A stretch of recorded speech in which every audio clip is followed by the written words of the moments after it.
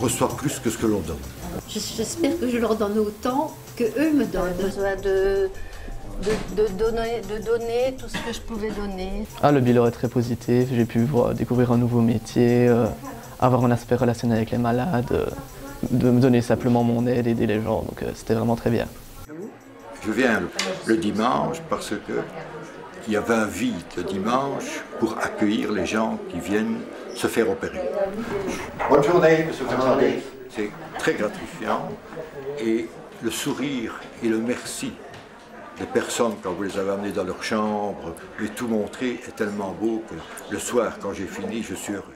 La particularité de l'ASBL volontaire, c'est vraiment l'encadrement qu'on offre. C'est-à-dire que les candidats qui prennent contact avec nous parce qu'ils ont envie de donner du temps, ils ont envie de se sentir utiles, ils sont sensibles au fait qu'il y a des personnes qui sont dans des hôpitaux, dans des maisons de repos, que c'est des moments où il y a parfois de la solitude, de la souffrance. Et donc, la première chose qu'on leur propose, c'est de les rencontrer. Donc, c'est ce que nous appelons une réunion de préparation. Mais en fait, c'est une première rencontre où on voit un petit peu quelles sont leurs attentes, leurs motivations, et où on prend aussi le temps de donner un peu des contextes qu'ils pourraient rencontrer, que ça soit dans les hôpitaux, les maisons de repos, et qui leur permet aussi de voir, tiens, comment est-ce que je réagirais dans telle situation, si quelqu'un me parle de la difficulté qu'il vit avec sa maladie. Mais voilà, qu'est-ce que je peux amener? Alors on leur rappelle aussi que bien sûr ils sont pas du tout thérapeutes, ça c'est bien clair, et ils ne sont pas là pour trouver toutes les solutions, pas non plus pour donner des conseils, mais vraiment pour être cette présence, comme si quelqu'un venait parler à un ami finalement. Mais il y a quand même cette grande différence qui est que les volontaires ne sont pas des amis, sont des personnes extérieures. Et pour un patient, c'est parfois plus facile de pouvoir confier quelque chose. Et puis ça se fait aussi sur la durée. Je pense que le volontariat que nous proposons, c'est un volontariat aussi qui prend du temps et que la relation, elle s'inscrit et elle se fait petit à petit. Donc c'est sûr que des volontaires vont retrouver certains patients d'une fois à l'autre. Et puis d'autres fois, c'est quelqu'un qui vient pour une semaine, ils ne les reverront pas. Mais voilà, ils offrent vraiment chaque fois cette disponibilité. Et une fois qu'ils ont commencé leur volontariat, la responsable régionale de la région de Liège prend contact avec eux pour voir comment ça se passe. Et donc ça, c'est important aussi au moment où ils ont peut-être vécu quelque chose de plus difficile, mais la responsable régionale est là pour entendre ça également. Je suis bénévole. Oui. Et je passe un peu dans les champs pour voir comment vous allez. Je frappe. Et je demande, voilà, je suis bénévole. Est-ce que je ne vous dérange pas de venir un peu vous parler? Et en général, il n'y a personne qui me refuse. Quand on sait que c'est bénévole, c'est pas médecin, c'est bénévole, ça va. Il y a peut-être, les gens ont moins peur peut-être d'un bénévole, de poser des questions qu'un médecin, où on peut les aider à aller trouver le médecin et poser la question pour eux. Je crois qu'ils se sentent plus à l'aise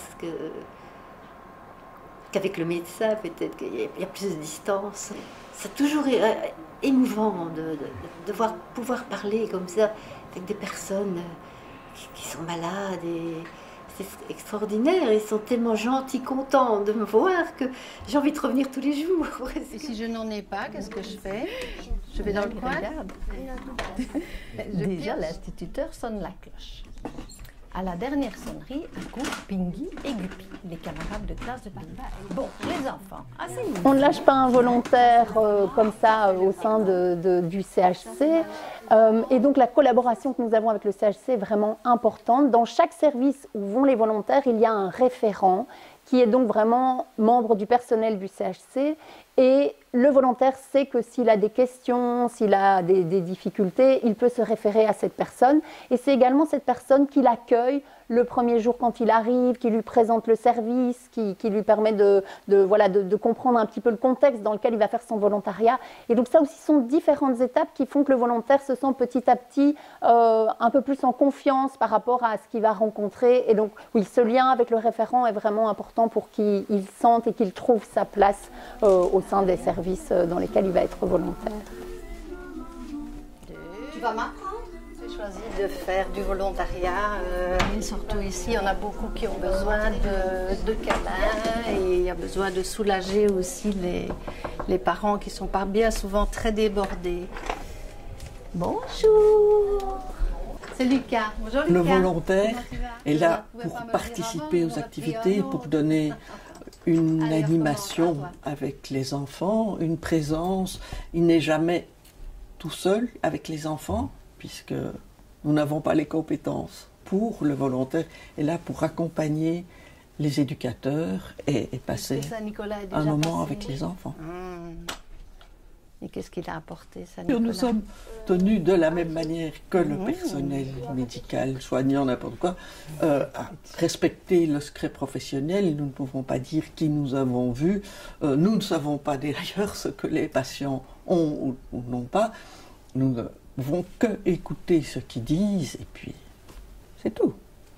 C'est déjà très bien comme ça. Au revoir Lucas, à tantôt, hein. Bisous. Je retourne à la salle de jeu. Voilà, pour aller m'occuper des enfants et voir si quelqu'un a besoin de moi là-bas. Et si pas là-bas, j'irai faire un tour dans les chambres ou aux soins intensifs ou en onco pour voir si éventuellement on a besoin de moi ailleurs. Volontaire propose aussi des formations et dans les formations qu'on propose, il y a entre autres cette formation à l'écoute, mais aussi comprendre un peu les maladies des personnes âgées, plus aussi au niveau de l'accompagnement des enfants. Et puis un autre aspect très important chez nous, donc dans cet accompagnement qu'on propose avant, pendant, après, c'est aussi avoir un suivi donc, de la personne qui commence. C'est-à-dire qu'il y a une responsable régionale qui va prendre contact avec la personne une fois qu'elle a commencé son volontariat et de lui demander comment ça s'est passé, si la relation avec le patient, ça s'est bien passé, s'il y a eu des difficultés. Donc qu'il puisse aussi y avoir un peu une prise de recul par rapport à ce qui est vécu. Et parfois ça aide aussi au début, quand c'est un petit peu plus difficile, ça permet de faire le point. Et puis voilà, la personne se sent plus à l'aise après pour continuer son volontariat.